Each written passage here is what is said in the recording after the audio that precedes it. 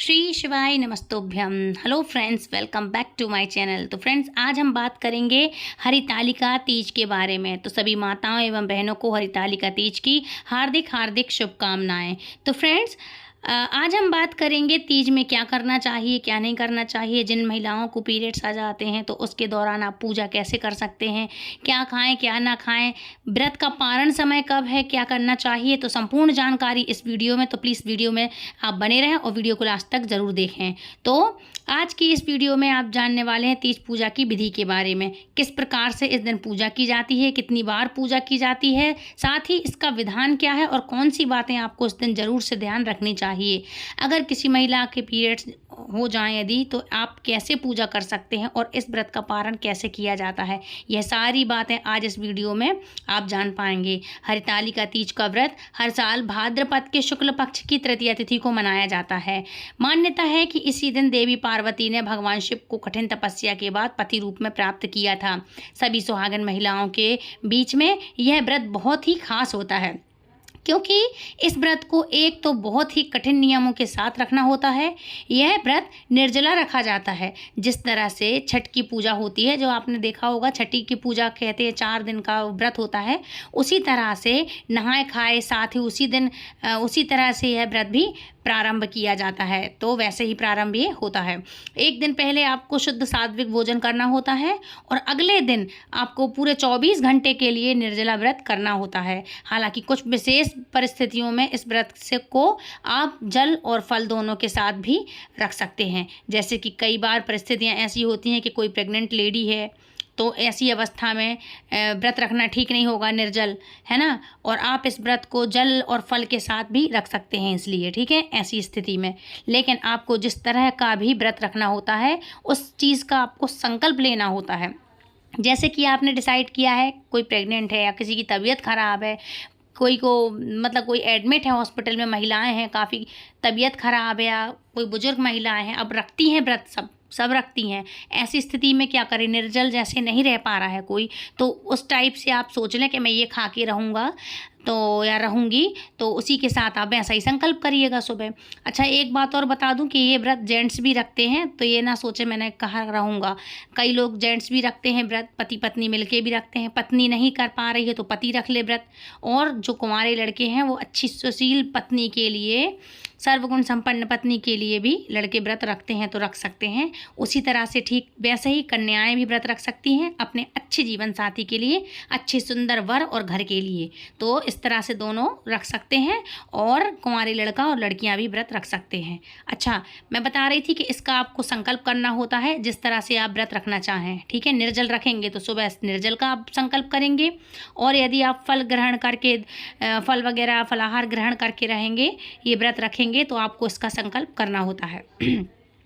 अच्छा, आपको सुबह इसका संकल्प जरूर करना, फिर दिन भर उसी तरह के नियमों को आपको पालन करना चाहिए, क्योंकि निर्जला रखने से दिन भर में हो सकता है आपको बहुत ज़्यादा वीकनेस हो जाए, क्योंकि आप निर्जल रखेंगे तो वीकनेस हो जाए। तो इन सब से बचने के लिए आपको क्या करना चाहिए, यह बातें भी आपको मैं बता दूं।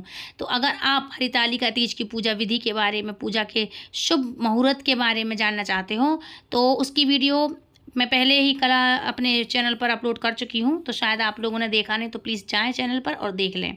उसमें मैंने तीनों मुहूर्त के बारे में बताया है, और वो वीडियो अपलोड है, पूरी जानकारी उसमें, पूरे मुहूर्तों के बारे में मैंने खास वो वीडियो इसलिए पहले डाली, सारे मुहूर्त हैं उसमें। तो प्लीज़ आप चैनल पर जाएँ और देख सकते हैं, और नहीं तो मैं डिस्क्रिप्शन बॉक्स में इसकी लिंक दे दूँगी, तो प्लीज़ जाकर आप चेक कर सकते हैं। तो इस तरह से आप हरितालिका तीज की जो पूजा होती है वह दिन में सुबह और शाम को होती है। तो एक मुख्य पूजा होती है, तो शाम को प्रदोष काल के समय, जिस समय व्रत की कथा पढ़ी और सुनी जाती है, लेकिन सुबह के समय जब आप संकल्प लेते हैं तो उस समय पूजा की जाती है। तीसरी पूजा होती है अगले दिन जब आप व्रत खोलते हैं। तो व्रत खोलने का शुभ मुहूर्त क्या है, इसकी जानकारी हमारे चैनल पर मैंने आपको पहले बताया ना, कि आपको मैंने बता दी है। अब बात आती है कि इस व्रत को कैसे रखना चाहिए। तो पूजा विधि क्या है, तो देखिए, हरितालिका तीज के लिए रोज आवश्यक आपको पूजन सामग्री है, वह है आपके पास क्या होनी चाहिए। तो देखो, एक दिन पहले लेकिन आप इन सब चीज़ों को रख लेना, आप बढ़िया शॉपिंग करके सब चीज़ें मंगवा लेना पूजा की। तो देखो, सुहागन की जो सामग्री है वो है सिंधारा, आपको सिंधारा बना लेना चाहिए घर में, जिसमें हम ये वो रखते हैं, इंगूर वगैरह रखते हैं, सिंदूर रखते हैं। उसको मेन इम्पोर्टेंट होता है सिजारा, सिजारा सजारा देना चाहिए, देना होता है आपको अपनी सासू माँ को, जिस बायने के रूप में जाएगा और माँ को चढ़ाना पड़ता है जो पूजा में। तो सिंजारा बयाना देना चाहिए, उसको बायना बोलते हैं। मतलब जैसे सुहाग की सामग्री, वस्त्र वगैरह, आपकी जैसी भी सामर्थ्य हो आप देना चाहें, है ना, तो उस तरह से आपको ज़रूर देना चाहिए। अच्छा, दक्षिणा आपको ज़रूर रखनी चाहिए। सुहाग की चीज़ों में सिंधारा उसको बोलते हैं जो जिसको बोलते हैं हम सिंदूर। ये इम्पॉर्टेंट होता है सुहागन महिलाओं को, कुछ हो ना हो मगर सिंदूर जरूर हो। तो आप अपनी सासू माँ को दे रही हो, जेठानी को दे रही हो, देवरानी को दे रही हो, ननंद को दे रही हो, तो ये सिंधारा बहुत ज़रूरी होता है। तो सबसे पहला है सिंदूर, उसमें आप भले कुछ भी रख लें अपनी श्रद्धा अनुसार, लेकिन दक्षिणा जरूर रखिएगा। इसके अलावा आप वस्त्र दे सकती हैं, कुछ भी गिफ्ट करना चाहें आप वो गिफ्ट दे सकती हैं, और वो भी आप पहले ही ला करके रख लें। सुहागन की जो भी सामग्री आप लेकर आएँ, अच्छे से एक बार चेक कर लें कि कोई भी चीज़ टूटी फूटी तो नहीं है, ख़राब तो नहीं है, है ना। इस तरह से आपको इस व्रत के लिए सब चीज़ें पहले से इकट्ठी करके रख लेना चाहिए। अब बात करेंगे व्रत की। तो देखो, आपके लिए व्रत के लिए बालू चाहिए होती है। बालू हमेशा नदी और तालाब के आसपास की जगह से आपको मिल जाएगी, ठीक है। और उसमें गंगा जल मिलाकर आपको मूर्तियाँ बनानी चाहिए। इस दिन भगवान गणेश की, भगवान शिव की, और मतलब भगवान शंकर जी की और पार्वती जी की मूर्ति बनाकर उनकी पूजा की जाती है। सुबह को जल्दी उठकर आप स्नान आदि से निवृत्त होकर के, और क्योंकि इस व्रत को निर्जल रखना होता है, तो एक दिन पहले आप रात में खूब अच्छे से पानी पी के लिक्विड चीज़ें पिएँ। कोई भारी भरकम चीज़ पहले से एक दिन पहले आप बिल्कुल ना खाएँ। एक दिन पहले से सादा भोजन करें आप, बिना लहसुन प्याज का सात्विक भोजन और हल्का भोजन करें, जिससे पच जाए रात तक खाना। रात तक आप पानी पी लें, एक रात पहले तक लिक्विड चीज़ें पी लें, क्योंकि दूसरे दिन जब पेट में अन्न ज़्यादा नहीं रहेगा तो आपको प्यास भी कम लगेगी। तो इस तरह से आप लिक्विड चीज़ें हैं, जूस वगैरह हैं, ले सकते हैं, नींबू पानी है, नारियल पानी, ये सब चीज़ें आप ले सकते हैं एक दिन पहले, ठीक है, ताकि व्रत को रखने में आपको कोई भी प्रॉब्लम ना हो। कुछ जगह पर हरितालिका तीज के दिन सुबह कुछ 3 बजे से लेकर के 4 बजे के बीच में सरगी भी खाई जाती है। हालांकि कुछ बहुत सारी जगह पर ऐसा नियम नहीं होता कि आप सरगी खाएं, वो करवा चौथ में होता है। लेकिन हालांकि किसी किसी जगह पर करवा चौथ में भी नहीं होता सरगी का नियम। लेकिन अगर आपके शहर में या आपके यहाँ ऐसा होता है कि तीज पे आप सरगी खाते हैं या लेते हैं, तो आप सरगी ज़रूर से खाएं, लेकिन उसका समय है 3 बजे से, रात को 3 बजे नहा धो के 4 बजे के बीच में, बस उस समय तक आप सरगी खा सकते हैं। आपके यहाँ जैसा रीति रिवाज हो आप उसका पालन करें। तो सरगी में वैसे तो लिक्विड चीज़ें, जूस है वगैरह वगैरह आपको ये लेना चाहिए, कुछ खाना की नहीं है। फल मेवे मिठाई या जूस वगैरह हो तो आप ले सकते हैं। नमक का सेवन आपको नहीं करना होता है, ठीक है। आप सुबह स्नान करके पूजा की तैयारी करें, अपने घर के मंदिर में गंगा जल छिड़क कर पवित्र कर लें पूजा घर अपना। और पहले हर सुहागन महिला को अच्छे से श्रृंगार कर लेना चाहिए, लेकिन नहाए धोएं आप तैयार हों, बढ़िया पूजा के स्थान पर जाएं, उससे पहले आप बढ़िया श्रृंगार कर लें। 16 श्रृंगार जैसा हो सके आप कर सकते हैं, कर लें। नए वस्त्र धारण करें, नहीं तो साफ सुथरे और धुले हुए वस्त्र पहने। भूले से भी आपको काले या भूरे सफ़ेद रंग के वस्त्र नहीं पहनने हैं। आज के दिन पूजा में आपको इस तरह से प्रयोग वस्त्रों का बिल्कुल भी नहीं करना चाहिए। अब आप सबसे पहले विघ्नहर्ता भगवान गणेश जी की पूजा करें, जो कि आपके पास मूर्ति हो या तस्वीर हो, उसके पास पहले से आप उनकी पूजा सुबह के समय आप कर सकते हैं। हाथ में जल, पुष्प और अक्षत लेकर व्रत का संकल्प लेना होता है, और भगवान का, देवी देवताओं का आवाहन आपको करना होता है। संकल्प लेने से पहले आप घर के मंदिर में दीप जलाएं, और उसके बाद दीपक कभी खाली नहीं छोड़ा जाता है, तो इसलिए दीपक के नीचे कुछ पुष्प अक्षत जरूर से रखें। और दीपक जलाएंगे या कलश के साथ में, तो आप उसमें एक सिक्का जरूर डालें। उसके बाद दीपक जलाएं, घी का दीपक जलाएं, या फिर आप घी का नहीं है तो संभव हो तो तिली के तेल का आप दीपक जला सकते हैं, क्योंकि भगवान की पूजा करने का अधिकार सबको होता है, चाहे वो निर्धन हो या अमीर हो, है ना। तो सुबह दीपक जलाने के बाद हाथ में जल या पुष्प लेकर व्रत का संकल्प करके इस प्रकार करें कि हे विघ्नहर्ता गणेश, हे भोलेनाथ, हे माँ पार्वती, आज मैं हरितालिका तीज का व्रत रखने जा रही हूँ। इस व्रत को निर्जला या फिर आपको जिस तरह भी संकल्प लेना है उस तरह से आप फलाहार करके या जल के साथ आपको मैं संकल्प लेना है तो आप उसका ध्यान करके माता से कहना कि हे देवी माँ, मैं अपने सुहाग की रक्षा के लिए आज इस व्रत को धारण करूँगी। मेरी प्रार्थना है कि आप सभी देवी देवता यहाँ पर पधार करके मेरे इस व्रत पूजा को स्वीकार करें। आज इस व्रत को रखने में मुझे किसी प्रकार की कोई बाधा ना हो, ऐसा आशीर्वाद आप मुझे प्रदान करें। फिर आप संकल्पित जल, पुष्प, अक्षत को देवी के चरणों में अर्पित कर दें। सुबह की पूजा में आपको बहुत ज़्यादा यदि समय का अभाव है तो आप नॉर्मल तरीके से भी पूजा कर सकते हैं। संकल्प लेना जरूरी होता है। अच्छा, इसके बाद व्रत की कथा जरूर पढ़ें और सुनें। आरती करके मंत्रों का जो भी आपको जाप करना हो, वैसे ओम उमा महेश्वराय नमः, ओम नमः शिवाय और गणपति बप्पा भगवान के मंत्रों का जिस तरह से आप जाप करना चाहें उस तरह से उनकी पूजा आप कर सकते हैं। उसी तरह मंत्रों का जाप भी आप पहले करना चाहिए, आपको कर सकते हैं तो कर सकते हैं, अच्छा है। अगर समय हो तो शिव रुद्राष्टकम का पाठ भी पढ़ लें या सुन सकते हैं। शिव चालीसा का पाठ करके सबसे अंत में कपूर जलाकर आरती करके क्षमा याचना करें कि जो भी भूल चूक हो गई वो क्षमा करें।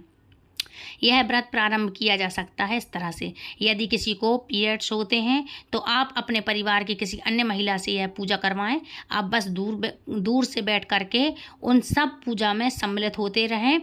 वही पूजा आपको मन में करनी चाहिए, मतलब आपको मानसिक पूजा करनी चाहिए। सम्मिलित हों, श्रृंगार करें, पूजा की सामग्री ना छुएं, दूर बैठकर आप मानसिक पूजन करें, पूजा देखें। आप अपने घर में किसी से भी करवा सकते हैं, अपने घर के सदस्य से पूजा। कोई कन्या है, कोई बड़ी है, जेठानी है, देवरानी है, सासू माँ है, आप किसी से भी ये पूजा करा सकती हैं। बस दूर से बैठ के आप देखें। तो इसके बाद आरती करें। आप मन ही मन आप भजन गा सकते हैं, आरती करें आराम से। आप सच्चे मन से, प्रसन्न मन से, पूर्ण विश्वास के साथ यह पूजा आप कर सकते हैं। पूजन सामग्री को आपको हाथ नहीं लगाना है, मतलब दिन भर आप उपवास रखें और 16 श्रृंगार जरूर करें। पति घर में हैं तो उनके पैर छू करके उनका आशीर्वाद प्राप्त करें। घर में जितने भी बड़े बुजुर्ग, सासू माँ, ससुर जी, आपके जितने भी हैं, जो भी हैं, ननंद, देवरानी, जेठानी, जो भी आपकी जैसी लगती हैं पैर छूने के हिसाब से, तो आप उनका आशीर्वाद जरूर लें और उसके बाद अब व्रत की शुरुआत करें। आज के दिन आपका घर माहौल बहुत ही शांत रहना चाहिए। क्रोध से आपको बचना चाहिए और दिन में आपको सोना नहीं चाहिए। यदि ध्यान रखिएगा, यदि आप दिन में सोएंगे तो आपका व्रत खंडित माना जाएगा, ये खंडित हो जाता है। हाँ, यदि किसी की तबीयत ठीक नहीं है तो ऐसे में आप उस समय आराम थोड़ा कर सकती हैं, लेकिन ज़रूरत ना हो तो आप दिन के समय भी सोने से बचें। और मान्यता है कि जो भी महिलाएं व्रत में सोती हैं दिन में या रात में, उन्हें अगले जन्म में अजगर का रूप मिलता है, अजगर की योनि मिलती है। अजगर का जन्म उन्हें जरूर लेना ही पड़ता है। ज़्यादा प्यास न लगे, इससे आपको वीकनेस ज़्यादा ना हो, इसलिए कम से कम आप बोलें और भगवान का मन ही मन जाप करते रहें। आप बहुत काम करने से भी बचें, क्योंकि यदि आप ज़्यादा भाग दौड़ करने से बचेंगे तो आपको थकान हो जाए और वीकनेस हो जाए और फिर प्यास भी लगेगी। इसलिए आप इस चीज़ों से भी थोड़ा सा बच के चलें इस दिन, क्योंकि मिट्टी की मूर्तियों की पूजा की जाती है, बालू से मूर्तियाँ बनाई जाती हैं। तो दिन में जो भी शुभ मुहूर्त आपको दूसरी वीडियो में बताए गए हैं, उस मुहूर्त के अनुसार, उस मुहूर्त के अनुसार आप जो भी मूर्तियां हैं वो लेकर बना करके रख लें। यदि मूर्तियां बनाना संभव ना हो तो आसपास मिट्टी बालू को आप ना मिल पाए तो ऐसी स्थिति में आप जो मूर्तियाँ, तस्वीर आपके घर में हैं या जो बनी बनाई आती हैं, उनसे आप पूजा कर सकते हैं। अब आपको क्या ध्यान रखना है, यदि अपने मिट्टी की मूर्तियाँ बनाई हैं तो उन्हें अच्छे से बनाकर शाम की पूजा तक आप सुरक्षित रख लें, सुखो के रख लें, थोड़ी सी धूप से आपको कोई बाधा ना आए। इसलिए दिन भर उपवास रखें। शाम को प्रदोष काल में पहले से एक बार फिर से आपको स्नान आदि फिर से करना होता है और उसके बाद आप स्वच्छ वस्त्र धारण करके, रंगीन वस्त्र धारण करें। लाल, पीले या हरे रंग का आप उपयोग करें या गुलाबी कलर का उपयोग आप कर सकते हैं। काले और सफ़ेद भूरे वस्त्रों से आप बचें, है ना। तो आपने मूर्तियाँ बनाई हैं, उनके पास पात्र रख लें। मिट्टी की मूर्ति आपको सबसे पहले बनाते समय आप देवी पार्वती के लिए सिंदूरा भी जरूर बनाएं, जिसमें आपको उनके लिए श्रृंगार की सामग्री और ख़ासकर सिंदूर रखना होता है। आपको ध्यान रखना चाहिए कि आप शाम की पूजा करेंगे वह प्रदोष काल में ही करनी है। प्रदोष काल से पहले आपको जो भी सामग्री की ज़रूरत पड़ती है, जैसे भोग में लगाने के लिए पकवान आपने बनाए होते हैं, वह पहले ही आप बनाकर रख लें। भोग हमेशा स्नान के बाद बनाना चाहिए। कई जगह पर आप आज के दिन गुजिया मालपुए का भोग भी लगाया जाता है। तो गुजिया, पपड़ियाँ हैं, मालपुए हैं, चूरमे का भोग लगाया जाता है। बहुत सी जगह अलग अलग होता है। आपके यहाँ कैसा होता है तो प्लीज़ कमेंट करके मुझे ज़रूर बताना। तो इन सब चीज़ों को आप पहले से नहा धो के स्नान करने के बाद प्रसाद के रूप में बनाएं और पहले से पूजा की सामग्री बढ़िया जमा कर एकत्रित करके रख लें। कुछ जगह पर आज के दिन पक्का भोजन बनता है, जैसे कि खीर, पूरी, पकवान आदि जैसी चीज़ें यहाँ परंपरा जैसी जहाँ होती है उसके अनुसार आप भोग लगाएं और साथ में फल मिठाई भी रख लें। और हो सके तो पंचमेवा या पाँच तरह के फूल, पांच तरह की मिठाइयाँ, 5 तरह के फल भोग में आप लगा सकते हैं अपनी सामर्थ्य के अनुसार। आप उसी के अनुसार काम करें, अपनी श्रद्धा के अनुसार जैसा आपका हो। अच्छा, शाम के समय एक बार फिर से देवी देवताओं को स्नान करवाएं। स्नान करवाने के बाद तिलक लगाया जाता है। गणपति बप्पा को सिंदूर का तिलक, देवी माता को सिंदूर चढ़ाएं, भोलेनाथ को चंदन का तिलक लगाएं और भोलेनाथ को सफ़ेद फूलों की माला अर्पित करें। भगवान गणेश को, देवी पार्वती को जासुन का फूल अवश्य से शामिल करें। गुलाब का हो गया, जासुन का माता पार्वती को अर्पित करें। आज की पूजा में आपको चौकी जरूर रखनी चाहिए। चौकी लगाएंगे तो एक साफ चौकी पर लाल या पीला वस्त्र बिछा करके उसके ऊपर ही आपको मूर्तियां स्थापित करना चाहिए। और आपको अगर हो सके तो कलश की स्थापना भी आप कर सकते हैं, जो कि बुझे ना, दिव्य जो कि 24 घंटे जलती है, तो वो आप कर सकते, स्पेशल कलश जला सकते हैं। यदि ऐसा संभव ना हो तो बिना कलश की भी आप स्थापना करके पूजा कर सकते हैं। मतलब अखंड ज्योत जिसको कहते हैं, या तो अखंड ज्योत जला के पूजा करें या फिर नॉर्मल तरीके से आप जला करके पूजा कर सकते हैं।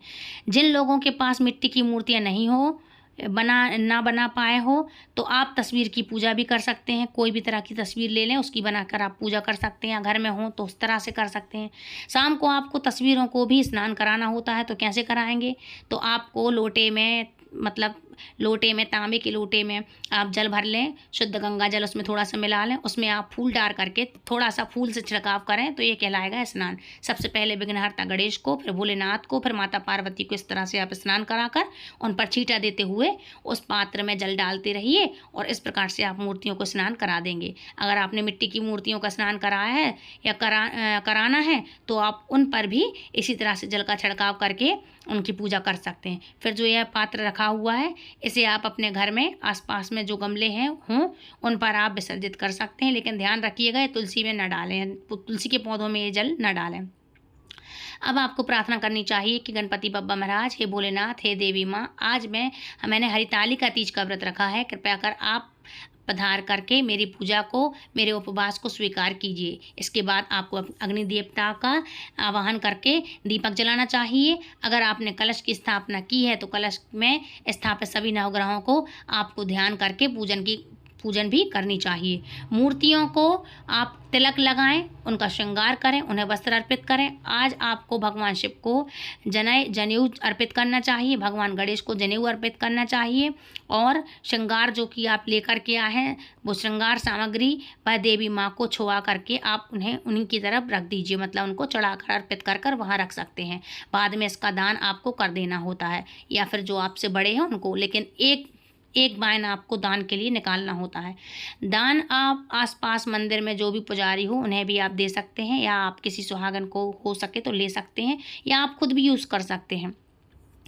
मंत्रों का आपको जाप करना होता है, जैसे कि ओम उमा महेश्वराय नमः, ओम नमः शिवाय।